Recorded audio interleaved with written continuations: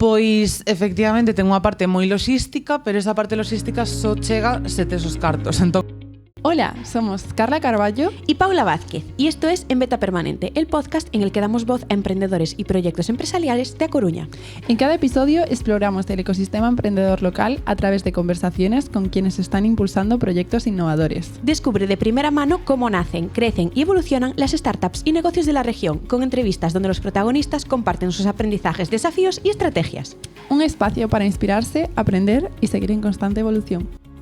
Grabamos este podcast desde el Pazo de Arenaza, un espacio de coworking público y gratuito ubicado en Oleiros que forma parte de la red de espacios de trabajo de la Diputación de A Coruña. Y hoy nos acompaña Bea Villar, productora audiovisual y cofundadora de Brava, junto con Cristela Torres. Brava es una productora nacida en 2024 que trabaja en proyectos para cine, televisión y plataformas digitales, con una apuesta muy clara por las creadoras emergentes, las voces infrarrepresentadas y las historias que ayudan a mostrar otras realidades.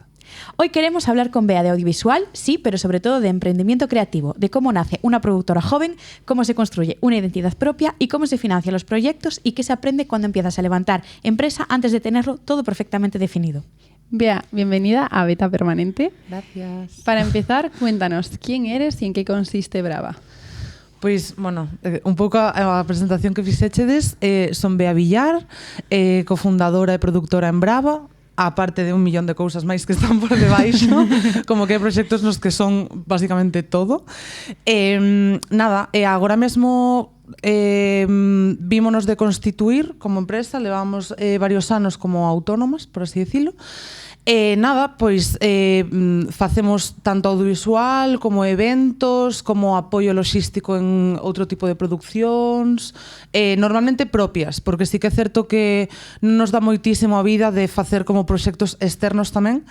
Entón, a idea é centrarnos na nosa produción propia. Leamos uns anos facendo sobre todo curtas, webseries, proxectos así un pouco máis pequenos, e agora estamos a desenvolver a nosa primeira longa, que hai como un paso un pouco importante. Hoy tenemos en primicia en este podcast un buen titular. Y tú vienes de estudiar comunicación audiovisual en Santiago de Compostela y después te especializaste en producción ejecutiva audiovisual. ¿Cuándo aparece en ti esta vocación por la producción? Pois eu creo que de toda a vida un pouco, porque eu era a que organizaba os cumpleanos, a que facía a lista das compras en Excel con 10 anos, sabes? En plan, eu era esta persoa.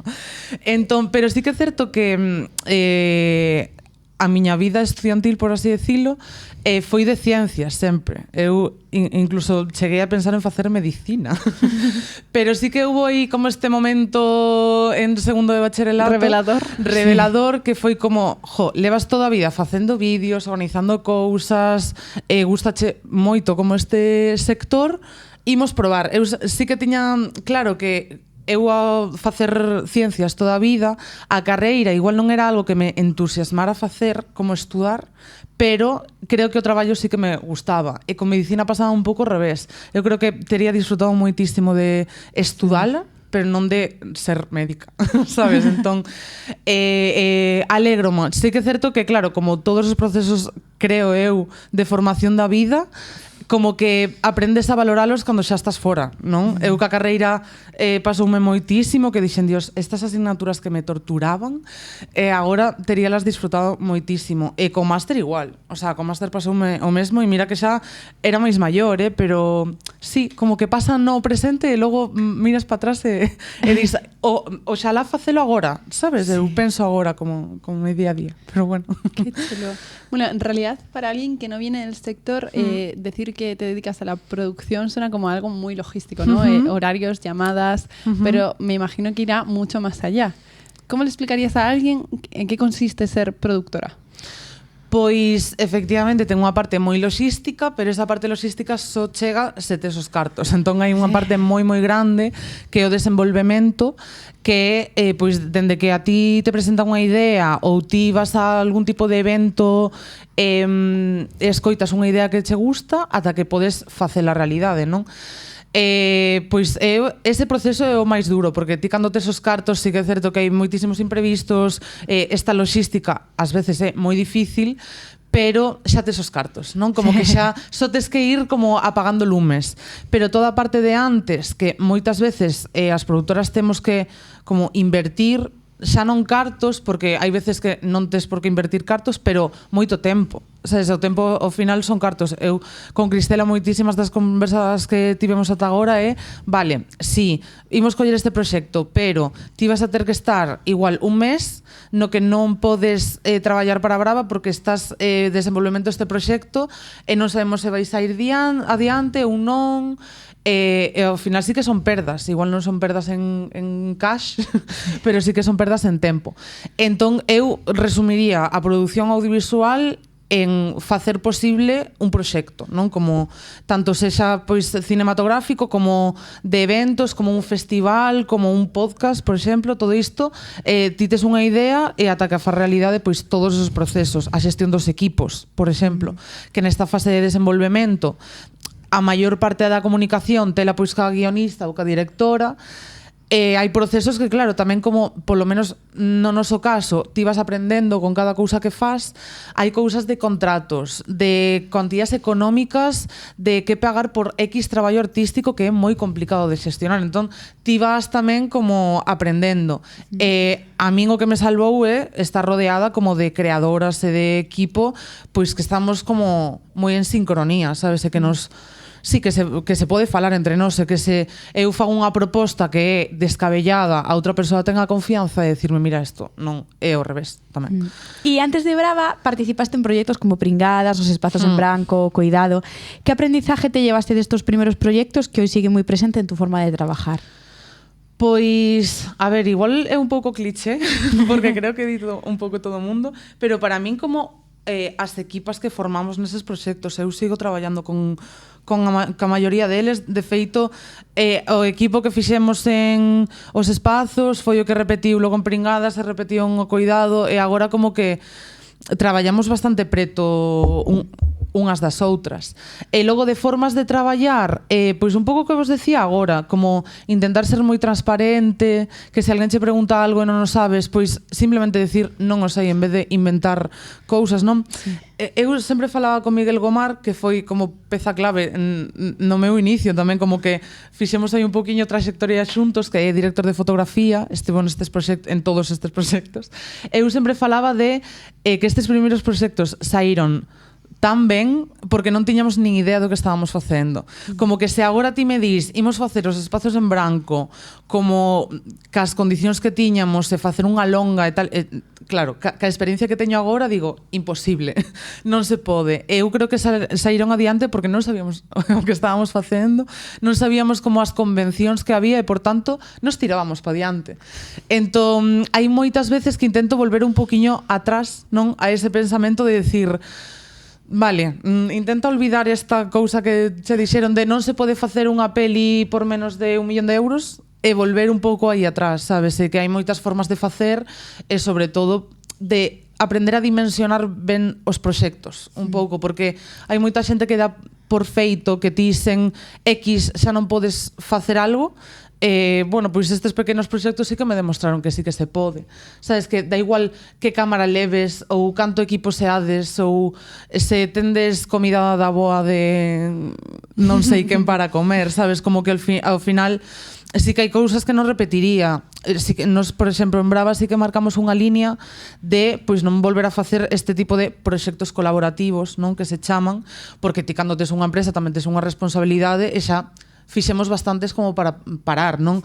Pero este espírito dos proxectos colaborativos, da horizontalidade, a mí sí que me gusta conservalo. A ver, é un sector que ten que ser vertical porque hai decisións que ten que tomar unha persoa, pero intento si, eu que sei, se hai un problema, en vez de decir isto non se pode facer, explicar un pouco, porque non, porque a xente é moitísimo máis comprensiva tamén.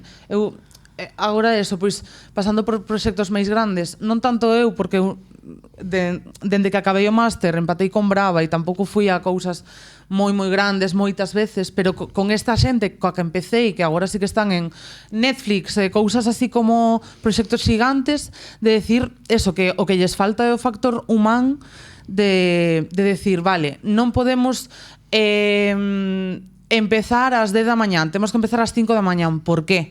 Sabes, hai xente que simplemente non explica as cousas e se ti explicas as cousas a xente entende mellor e normalmente non che montan un pollo e non te denuncian, sabes? Pero se ti eres unha cara dura que dis isto vai ser así e punto, pois a xente non está tan de acordo co que faz. Bueno, ahora mismo estás haciendo un poco como un resumen un poco de tu trayectoria y todos los pasos que has tenido que dar hasta consolidar una empresa. ¿Ha habido algún momento en el que has dicho, tú como ese cambio de chip y has dicho, ostras, esto puede funcionar, me voy a meter de lleno? A ver, claro, é que esta é unha pregunta que tamén nos fan moito, non? Que si funciona, non? Ou que se merece a pena ou que se consigue todo isto. Como que funcionar ou os obxectivos ou os logros ou o éxito é unha cousa como moi opaca, non? Como que cada un ten su propia percepción. A súa percepción. Funcionar a nivel económico, pois é complicado. Aí sí que lle vexo un pouquiño máis de camino a longo plazo. Funcionar de facer as cousas que nos gustan, mantenernos, eu creo que sí. Pero, a ver, sí que é certo que agora, este ano, co desenvolvemento da peli, isto comeza a ser algo como máis real, sabes? Porque moita xente pode facer curtas, se pode facer webseries e tal, pero este pequeno paso a facer unha longa, eu pensaba que iba a estar bastante máis longe do que está. Entón sí que está sendo moi emocionante. Tamén moi sufrido porque é moito traballo, como vos decía, condensado aí para bueno, agora non sei por qué, pero como que os mercados audiovisuales como que exixen moitísimo este desenvolvemento de mostrarte, de facer pitchings, de ter reuniones, de é moi eso, é moi agotador pensar en todo ese traballo que non é facer a película, sabes, é vendela.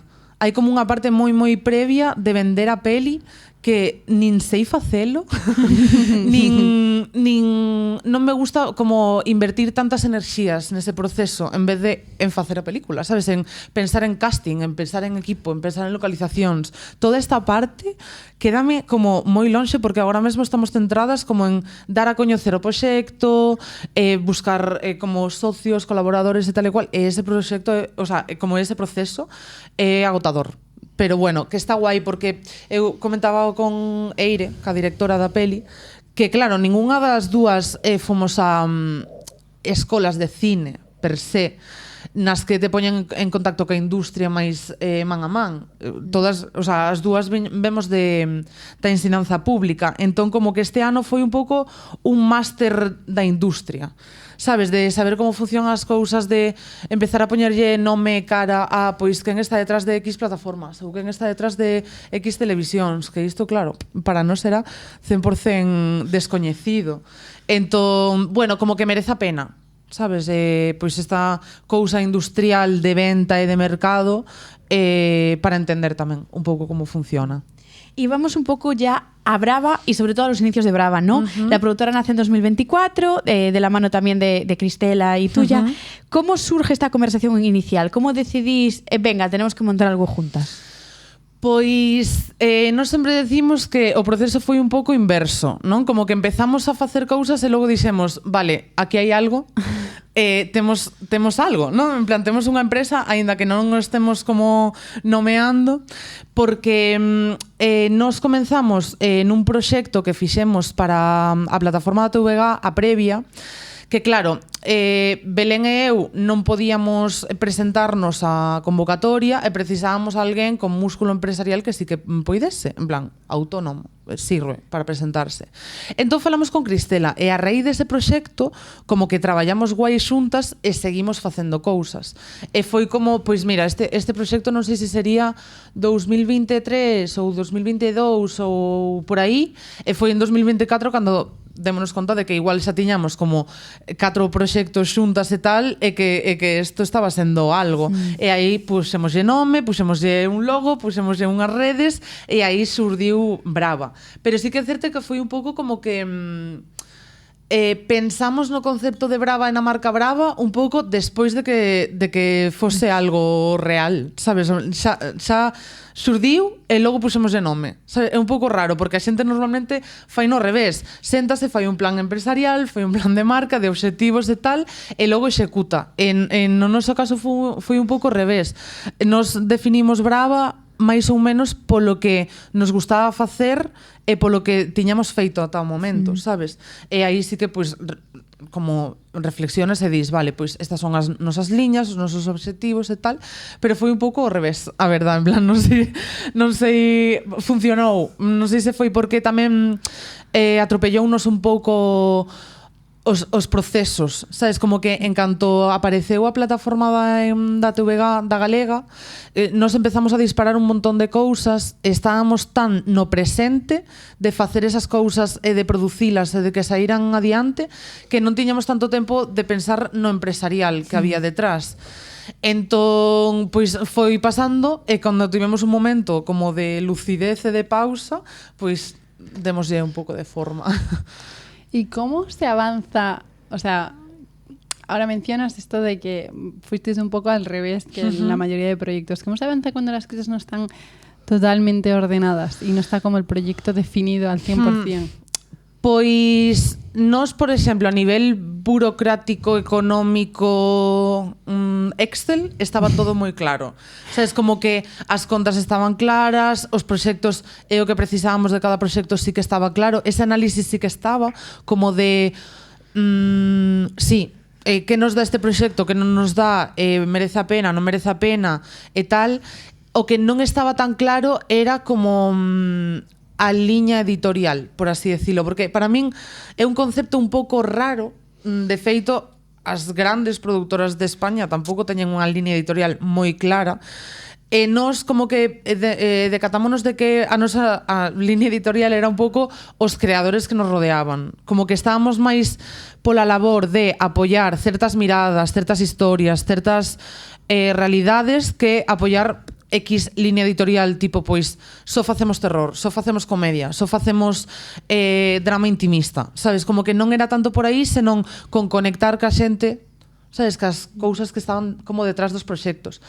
E a raíz de aí, pois, sí que fomos como definindo, non? Este tagline que temos, non? De apostamos por novas voces, realidades e tal e cual. Pero a ver, isto foi un proceso de, sobre todo, eu sempre lle digo a Cristela que foi un pouco como cazatalentos, non? Bueno, o que vos estou explicando agora, que eu prefería apostar por X persoas que por proxectos gigantes de xente que non sabía quen era. Sabes, porque sí que fixemos unha proba ao principio de todo, que foi facer un Google Forms para que a xente nos mandara como proxectos, así como caixón aberto, e había algúns que estaban moi ben, pero é que gran parte da producción, como vos decía, é o contacto co equipo e o contacto humano, e ti si fallas neso, o barco se vai a pique, porque ten que haber como boa relación e boa comunicación. Entón preferimos normalmente preguntarlles aos nosos creadores de man e de confianza: tendes algo, en plan, como facemos? Tendes unha curta, pois presentámola a isto, ou queres, hai esta convocatoria, queres escribir algo para esta convocatoria, que empezar a recibir proxectos un pouco máis aleatorios que igual é un proceso un pouco máis longo. Y decís también que identificasteis un vacío en el audiovisual gallego, ¿no? Faltaban contenidos de la juventud para la juventud, y además de también contenidos más diversos. ¿Cuándo os dais cuenta de que hai este hueco? Pois esta é unha reflexión que levamos facendo moitísimo tempo Belén Puime, a directora de Pringadas, que, a ver, ela sempre foi unha tipa que lle gustaba todo este mundo mainstream, girls, adolescencia, todas estas cousas, que claro, ti cando estudias comunicación audiovisual eso é sinónimo de que non sabes nada da vida, sabes? Se non te gusta Tarantino, chao. E Belén sempre tuvo, ademais, Belén é unha persona super firme e convencida de, mira, a min isto é o que me gusta, e punto, e tal. E tivemos como moitísima conversa e logo a raíz de coñecer pois a varias actrices como as de Pringadas e tal desa franxa de idade, de decir, é que non hai nada para este público na súa lingua e aquí hai un oco, non? E todo, sí que é certo que todo comenzou con Pringadas.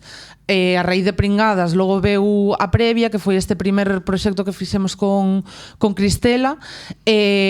Como nos demos conta? Pois a reacción da xente.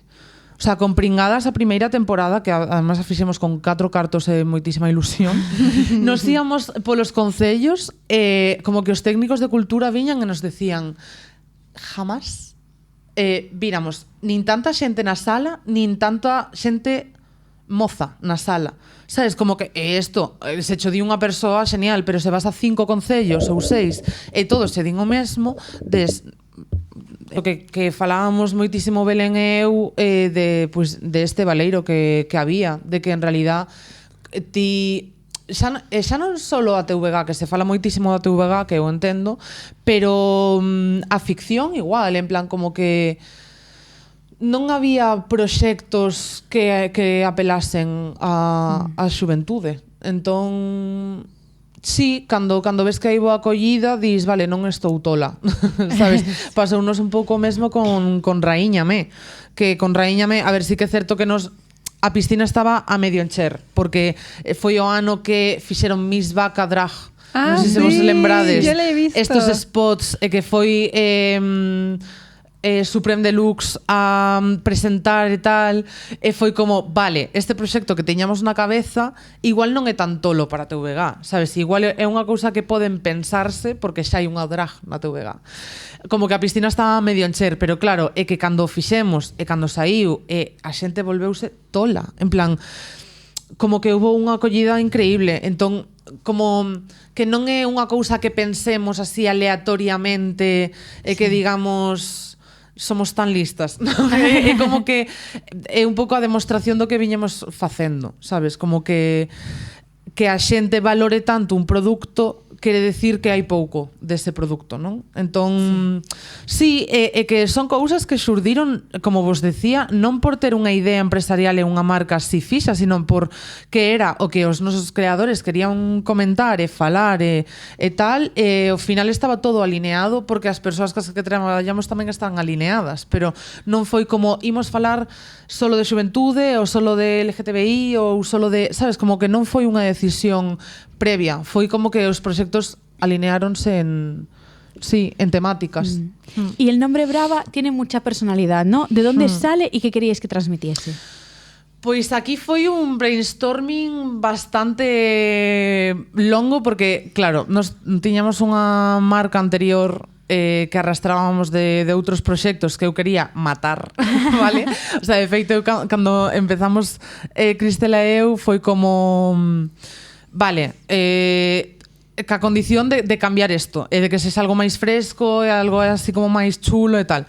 E claro, como non, con Miguel Gomar, que é este director de foto que me acompañou sempre, un día estábamos así como brainstorming tal e cual, e claro, queríamos algo que fose femenino, que fose igual en castelán que en galego, que se entendese máis ou menos no mundo anglosaxón e tal, como que Brava, Brave, como que máis ou menos tal, e fixemos como unha lista, eu non sei se falamos con algunha IA ou algo tamén como para ten sentido isto, non sei que, bla, bla, e claro, eu crieime en Tenerife e en Oleiros, e Cristela na Illa de Arousa, estábamos rodeadas de mar, a min o mar é unha cousa que me encanta, e como que tamén a bravura do mar estaba no nome, e dixemos, ten que ser brava. Pero bueno, non, sí, démoslle voltas, pero tampouco foi unha cousa bastante urxente no sentido de ten que pasar xa, entón tampouco podemos estar un ano pensando no nome, pero bueno, creo que quedou ben ao final. Bueno, vamos a aterrizar un poco el proyecto para quien no nos escuche o no, o no conozca a Brava, que al final es una productora que está formada por 2 socias, como hemos mencionado a lo largo del podcast, que desarrolláis proyectos de cine, televisión y plataformas digitales y busquéis la financiación en los medios para hacerlos posibles. Pero ¿cómo funciona todo esto en la práctica? Antes hablábamos de la parte de producción, pero ahora como a da nivel... financiación. Sí. Pois, a ver, sí que é certo que hai como 2 grandes vías de financiación. Unha sería a financiación pública, que aquí en Galicia está a GADIC, que é a axencia de, bueno, como se di? Das industrias culturales, a Axencia das Industrias Culturales, que ten como bastantes convocatorias pois para desenvolvemento de proxectos, para producción de proxectos, para distribución de proxectos. Creo que hai unha na Deputación de Pontevedra, o sea, de Coruña.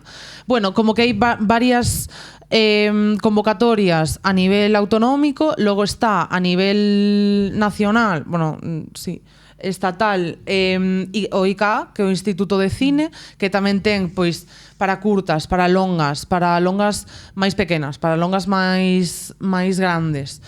Entón, cando ti fas cousas como por orzamentos públicos, tes que facer un pouco un Tetris, non?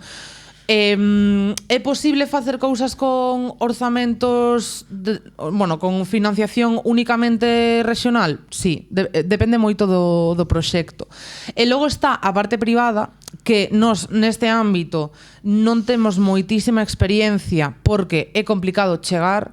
Sí que temos algún par de contactos de xente que quere invertir en cine simplemente porque lle gusta, bueno, pois eu entendo que tamén a nivel empresarial pode compensarche se ao final de ano tes algún tipo de valor positivo para equilibrar e tal. Pero o que sí que me gustaría afondar un pouco máis, que todavía non cheguei aí, é o tema das marcas, vale? Porque é un traballo bastante de picar pedra. Nos proxectos que tivemos ata agora intentámolo, sen moito resultado. Eu creo que agora mesmo as marcas funcionan un pouco ao revés. Se ti tes un proxecto que lles interese, falanche eles para meterse no proxecto, pero creo que poucas veces, porque, claro, eu penso tamén nos miles de dosieres e de ideas que recibirán os departamentos de comunicación das marcas. Eu entendo tamén un pouco, pero claro, eu que sei, ti fas unha curta na que están todo o día tomando Fanta, sabes? E o ideal sería que houvese aí algún tipo de colaboración. Sobre todo porque, claro, os cartos públicos están genial, pero veñen con un montón de responsabilidades e de burocracia que é bastante... É un pouco como de antes que decíamos do proceso de desenvolvemento. O proceso de xustificación de despois económico é moitísimo esforzo que non estás invirtindo no proxecto. Sabes que, bueno, pois que rodea o proceso é necesario, pero bueno, que agota tamén moitísimo. Por agora nosotras temos 2 vías, basicamente a Televisión de Galicia, que tamén é carto público, pero está xestionado dunha forma moitísimo menos burocrática, porque eles fan contratos. É como se te vas a un concello e fan un contrato menor que non ten toda esta burocracia. E nos, que a Televisión de Galicia, o guai é que ti podes poñer un beneficio industrial no orzamento que nas convocatorias públicas non podes poñer. O sea, ti podes xustificar gastos estructurais que non sexan do proxecto, pero non podes poñer un beneficio polo simple feito, o sea, non podes ter beneficio polo simple feito de facer o proxecto. Como que eles te dan os cartos para que ti sobrevivas, pero non tes un remanente nin xeras un colchón para poder seguir invirtindo en proxectos ou sobrevivir un pouco a longo plazo. Entón, por esa parte, o modelo da plataforma da TVG é bastante beneficioso para nós. Tamén é certo que cos orzamentos que nos están como aprobando non hai moito marxen para o beneficio. Normalmente ese beneficio reinvírtese no proxecto porque non hai marxe. Pero está aí, e polo menos ti podes poñer nun papel que hai algún tipo de beneficio empresarial. E na outra parte non, e doe, a verdad, doe moito pensar que pois danche 20.000 euros para unha curta e gastas 20.000 e estás a cero. Sabes, como que entón como vai ser posible que sigamos facendo cousas, sabes? Entón, bueno, pois son estas as dúas grandes vías. Sí que é certo que o mundo público e de Agadic e de ICA permite facer proxectos moitísimo máis culturales e igual achegados ao que nos gustaría máis facer, pero que a TVG estamos intentando pois meter a nosa visión e as nosas miradas e os nosos intereses tamén un pouco por aí. A min gustame as dúas, como os dous sacos, a verdad, como que o entretemento me parece unha cousa super guai e creo que intentar meter tamén como algún tipo de concienciación moraleja ou aprendizaxe no entretemento, creo que é unha boa baza, por así decilo, non? Como que sí, quero dicir, Ti ves Raíñame é unha cousa super divertida, é unha cousa de cambio drag, e de peluca, e de tacón, e de show, e non sei que, pero hai unha entrevista falando con xente de cousas moi importantes, sabes? E que normalmente non teñen moitísima visibilidade. Entón, como chegar a ese equilibrio e, sobre todo, como a inmediatez da financiación, nese sentido, como é bastante guai. Como empresa, é máis tranquilizador que a outra parte, que ti primeiro tes que desenvolver o proxecto, logo enviálo, agardar a resolución, logo facer inxeniería para que con eses cartos podas facer o proxecto. Como que, bueno, sí, a mí xa che digo, por agora convivimos con ambos modelos. Sí que é certo que en algún punto as curtas van ter que reducirse. Estes primeiros anos sí que queríamos ter bastante producción cinematográfica, por así decirlo, que son as curtas, porque é o que logo puntúa en ICA para ti poder solicitar axudas.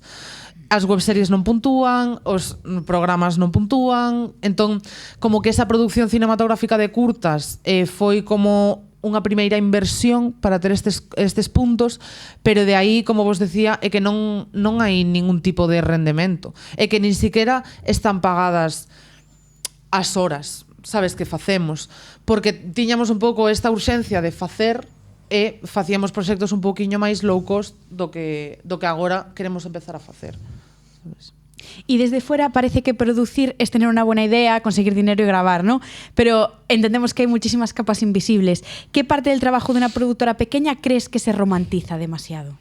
A ver, eu creo, dende a miña experiencia, vendo un pouquiño tamén o ecosistema, non, do sector, que é moi prolífero, pero, bueno, sinto como que non por ter boas ideas, esas ideas vanse producir, sabes? Isto é unha cousa que eu intento traballar moitísimo cos creadores, de que, sobre todo no mundo das subvencións, depende moitísimo do ano, dos proxectos que se presenten, de, sí, pois de como ti empaquetes o proxecto e o mandes. Entón, como que hai moitísima frustración polo camiño. Moitísima. O sea, ti para sacar un proxecto adiante igual tes que preparar 10, ou para sacar unha convocatoria igual tes que ter recibido 8 nos antes, sabes? Entón, para min, esta é unha cousa non tanto para a productora, que tamén depende un pouco da mente fría que teñas ou non, pero sobre todo de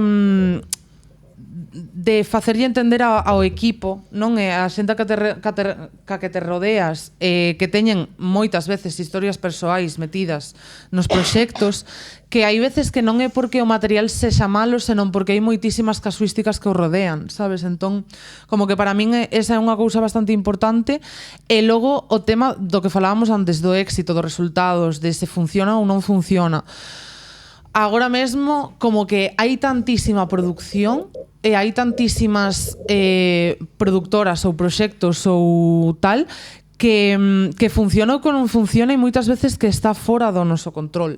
Sabes, que por moitísima, quero decir, os cartos arreglan todo, sabes? Se ti tes 3.000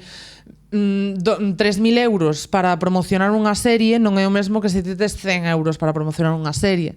Entón, como que hai veces que os contidos non chegan ao público ou non chegan todo o lonxe que che gustaría, pero non é porque o produto sexa malo, pero hai moitas veces que pasa isto, sabes? Sobre todo, pois, eso, con proxectos de baixo orzamento, que ti Bueno, tes que equilibrar, normalmente metes todo o peso na produción e queda bastante descoidada a parte da distribución.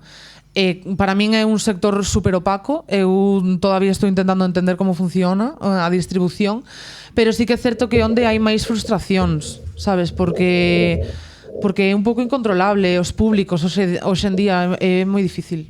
Entón, iso que leva moitísimo esforzo, e ás veces ese esforzo convertese en resultados e en xente que está encantada co proxecto, que che di ai que guai, a min pasoume mesmo toda esta cousa, e hai veces que non, que queda aí un pouco como en tierra de nadie.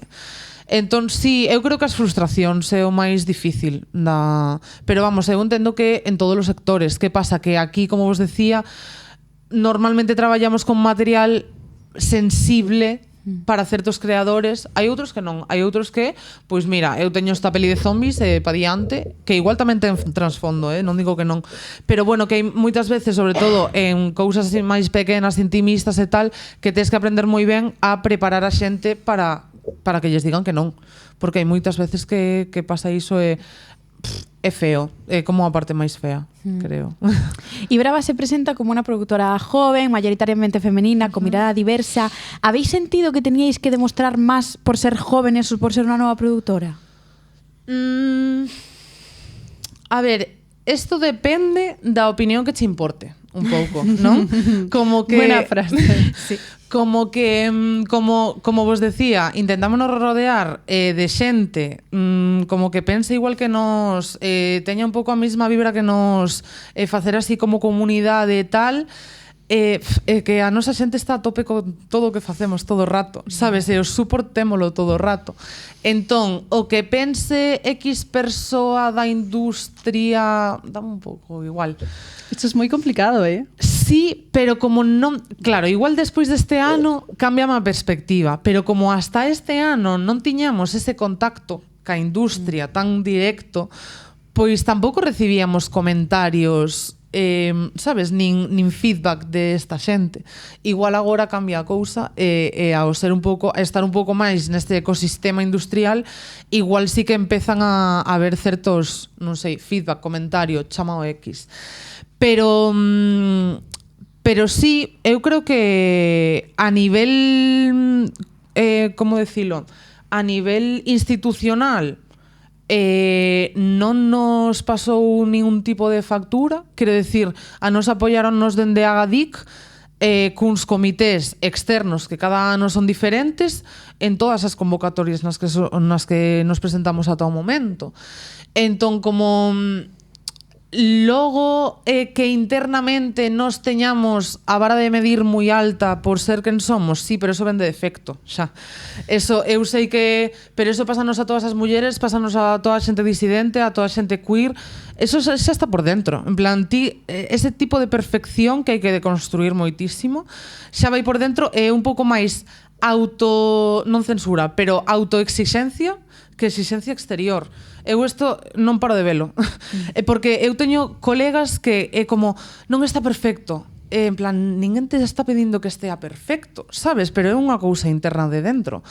Entón, bueno, eu, por sorte, eu que creo que estamos sendo moi ben recibidas, sabes? Para todas as cousas así un pouquiño máis, como decilo, arriscadas, que tampouco creo que sexan, pero bueno, que estamos facendo, eu creo que todo ben, por sorte. Por sorte, que no igual... siempre nos dan la misma respuesta, eso es un privilegio. Sí, eu sei, no, pero tamén, repito, creo que é a base de forjar como este grupo e esta comunidade de xente que, sí, de safe place que decimos sempre, que logo ti saes da burbulla e ves cousas terribles, pero dentro da burbulla pois eu creo que estamos cómodas por agora. A ver. ¡Qué maravilla! Sí. Y bueno, relacionado un poco también con esto, ¿cuál ha sido el mayor cuello de botella para Brava? A nivel financiación, tiempo, equipo, distribución... A ver, eu creo que os momentos nos que peor o pasamos foron, bueno, os momentos de espera entre que ti mandas unha convocatoria de resolución, que ti tes que manter un pouco a maquinaria viva, non? Eu decía a Cristela moitas veces que eu pasei un período de tempo no que eu me levantaba sen moita gana porque non tiñamos proxectos aprobados. Estábamos como na eterna espera só tiñamos que pois mandar algunha nota de prensa, manter as redes sociais, contestar ao mail. Eu estaba como, Dios, vaime dar algo, sabes, en plan, se non sae algo xa, vaime dar algo, como que estos momentos, non, de barbecho, que entendo que tamén son normales, co tempo tamén aprendín a aproveitar eses momentos para descansar, porque é que 2024 foi tralla tras tralla, tras tralla, tras tralla. 2025 xa foi un poquinho máis baixo e tamén é moi difícil que se non funciona o teu proxecto non o asumas como que non funciones ti. Isto entendo que xa vos lo diría moitísima xente, non? Pero como que chega un momento no que te mimetizas, non? Brava son eu, e se brava non funciona é porque eu estou facendo algo mal ou porque eu non funciono. Esos momentos mentales como que foi máis collo de botella emocional, creo eu, no noso sentido. Porque logo a nivel económico fomos axustando como ao que tiñamos en cada momento. Houve momentos en 2024, por exemplo, que tiñamos moitísima producción e tiñamos como a, pois, mucha solvencia. Sí, tiñamos xente en plantilla, e pois, igual éramos 4 ou 5 persoas nun momento, e agora hai que ir rebaixando, sabes? E logo, pois, o que che digo, cando estábamos en Barbeito, estábamos Cristela e eu. E agora, pois, podemos ir incluindo a unha persoa a media xornada, ou igual dentro de un mes xa temos que prescindir de ela, ou dentro de un ano somos 15. Sabes? Entón, como que sí, pero este momento que eu lembro de un poquinho aí como, sí, de espera. E logo, quero dicir, despois deste momento foi pico para arriba, O sea, e agora xa che digo, dende fai un ano, xusto, foi unha voráxine. Foi unha voráxine, pero despois de estar igual, pois eso, 3 meses, un pouco máis, mirando pas paredes. Entón, bueno, sí, ao depender tamén de procesos de selección, é unha cousa moi cíclica. Eu creo que hai que acostumarse un pouco a que sexa así e confiar. E o que estamos intentando facer agora que é ter un pouco planes B, non? Que a ver que se nos ocurre, non? Pero para estes meses un pouco máis de baixada de producción, pois ter algunha cousa que nos axude a, pois, manternos, polo menos manternos, non? Unha cousa básica de que nós non temos moitísimo gasto porque non temos oficina, non temos como mantemento rutinario, nada, non temos moito gasto fijo. Entón, bueno, pois con poder pagar as horas que traballamos, o sea, agora como cambiamos de modelo, claro, isto é que non sei se é interesante ou non, pero a raíz da previa, como vos comentaba antes, eu fun contratada por Cristela. O sea, Cristela era a persoa autónoma e decidimos pedir unha subvención de contratación para o meu posto, para intentar como sobrevivir ese primeiro ano, ver que pasaba e logo sobrevivir ese primeiro ano e logo ver como tirábamos do carro, se funcionaba ou non funcionaba. Entón, claro, ti cando tes un contrato laboral tes unhas condicións e unhas obligacións, e agora que estamos constituídas como cooperativa, somos as dúas socias, xa non hai como podemos tomar decisións un pouquiño máis da man de decir, vale, pois este mes non hai curro, pois curramos a mitade de horas, cobramos a mitade de horas, pero é o que hai. Sabes, como que podemos ser un poquinho máis flexibles, claro, pois cos ingresos que temos, cos gastos que temos e co esforzo a nivel horario que temos que facer. Sabes, porque eu antes, pois pasara o que pasara, eu iba a cobrar as miñas 35 horas e iba a currar as miñas 35 horas. E parte do cambio pois eso, a nivel empresarial foi pois isto, para poder regular un pouco como a intensidade de traballo que precisaba a empresa e, por tanto, a cantidade de investimento, por así decirlo. Y producís desde Galicia, ¿no? Con una relación muy fuerte también con todo el audiovisual gallego. ¿Qué ventajas tiene crear desde aquí y a la vez qué limitaciones tamén encontráis? Pois, a ver, é unha cousa que tampouco nos plantexamos moitísimo. Quero dicir, nos, por exemplo, traballando para a Televisión de Galicia, víamos moi moi claro que o contido tiña que ser en galego, e logo o ecosistema de creadoras que temos, sobre todo na parte das curtas e tal, tamén o tiñan moi claro. Tendo financiación regional autonómica aquí en Galicia é unha cousa positiva que nunca vai restar. A día de hoxe no panorama audiovisual tamén estatal están bastante favorecidas as linguas cooficiales. Creo que xa non é como esta barreira. Hai unha barreira e, por tanto, están beneficiadas, pero pasábanos moito ca longa, non? Que tiñamos aí como tamén este debate, esta cuestión, e decíamos, vale, como que no Estado español as zonas que teñan lingua cooficial van a entender que a peli sea en galego, subtitulada e tal e cual. Fora de España, todo o mundo a vai ver subtitulada ou doblada. Entón, estamos tomando a decisión de non facela en galego por 3 comunidades autónomas. Sabes, como que en realidade non ten tanto sentido, sabes? As barreiras creo que non son tan grandes. Sabes, igual a barreira máis grande pode ser Latinoamérica. Sabes, como porque igual eles sí que están moi acostumbrados a ver o contido en español e listo, sabes? Ou doblado, pero vamos, que a día de hoxe tamén doblar non é unha cousa super cara, entón moitas películas optan por facelo así. Eu creo que agora mesmo é unha oportunidade máis que unha limitación. Que unha limitación.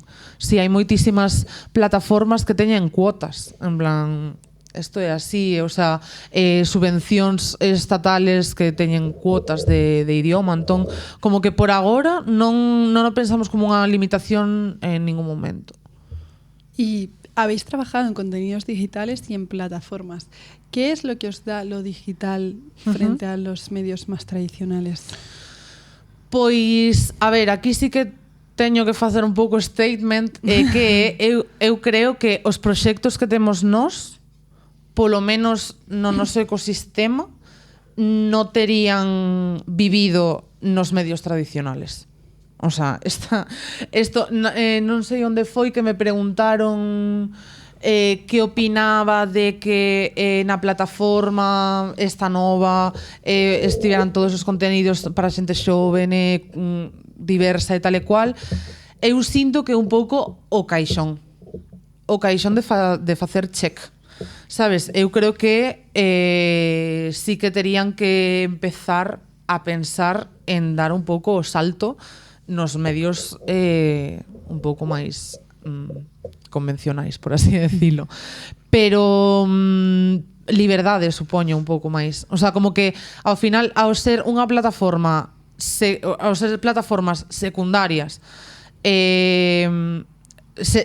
están adscritas a algún medio, sí que son dependientes, pero por exemplo, YouTube, Instagram, todas estas cousas un pouco, bueno, independientes, porque xa sabemos que todo está un pouco controlado, pero que ti tes máis o control nesas, basicamente é que ti podes facer o que queiras, sabes, sin limitacións. Pero bueno, sí, é un pouco arma de doble filo, creo eu, porque sinto que está guai ter toda esa liberdade, pero que estaría guai tela en todos os espazos, sabes, non solo en os pequenos e os de baixo orzamento. Entón, y si miras Brava dentro de 3 años y las cosas salen bien, ¿qué te gustaría que hubiese pasado? Pois a ver, agora no momento actual que estamos, 3 anos cando é? 2029. Pois con unha peli estrenada. Unha peli nos cines. Se todo sae ben. Nos volveremos a encontrar en 3 años para volver a hacer la misma pregunta. Sí. No, a ver, xa che digo, se todo sae ben, ese sería como o maior obxectivo agora mesmo. Paralelamente, sí que nos gustaría ter algo na televisión de verdad. Ese serían un pouco os dous grandes obxectivos e, sobre todo, pois, subsistir, quero dicir. Poder vir aquí e decir pois que podemos seguir tendo unha persoa en oficina e todas estas cousas.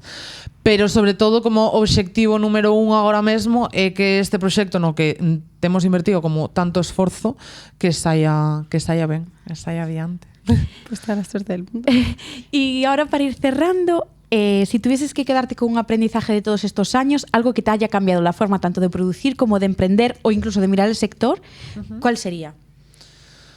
A ver, que igual me repito un pouco, pero eu creo que escoitar o que che digan os demais. Quero dicir, como que como productora é imposible que ti coñezas a profundidade todos os departamentos, todos os aspectos técnicos, entón, confiar sempre formándote, porque eu creo que a xente tamén, no meu círculo agardo que non, pero a xente pode ser moi tramposa, sabes? A xente pode dicirte eu preciso 10.000 euros e non é verdad, entón ti tes que formarte para saber se eso é así ou non, pero que se ti non sabes algo, preguntarlle a alguén que o saiba e confiar, bueno, eu confío na xente que me rodeo, sabes? Pero, pois iso, seguro que con que cámara temos que gravar isto? Pois temos estas opcións, esta, como que escoitar moito e ter moito diálogo ca xente e ser transparentes, eu creo que funciona.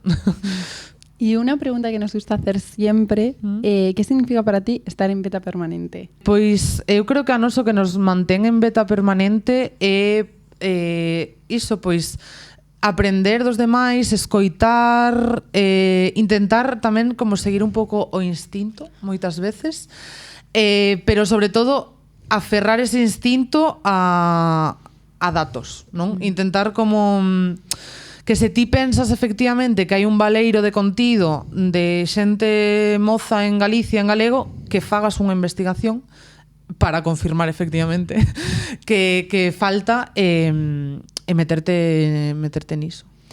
Bueno, Bea, pues muchísimas gracias por venir al Pazo de Arenaza. Vaya chapa. Que va para nada, pero no solo por venir al Pazo, por hablar de Brava, por todo lo que hay detrás de las dudas, de las decisiones, de emprender joven y de dar voz a pues, espacios valeiros, como dices tú. Y para quienes quieran seguir el trabajo de Bea y de Brava, pueden encontrar la productora en su web brava.gal y en LinkedIn y en Instagram también como brava.gal. Y a quienes nos escucháis, gracias por acompañarnos en un nuevo episodio de En Beta Permanente. Recordad que podéis vernos en YouTube y escucharnos en Spotify. Seguimos aprendiendo, evolucionando y descubriendo proyectos que nacen desde el territorio. Esto es En Beta Permanente. ¡Adiós! Recuerda que si vives en la provincia de A Coruña y quieres comenzar o acabas de comenzar con tu proyecto emprendedor, tienes a tu disposición la red de espacios de trabajo de la Deputación de A Coruña, que cuenta con 11 espacios de coworking en diferentes localidades de nuestra provincia y desde las que puedes trabajar y desarrollar tu proyecto de forma gratuita. Si quieres más información al respecto, visita redecoworking.pel.gal. Nos vemos en el próximo episodio. Adiós.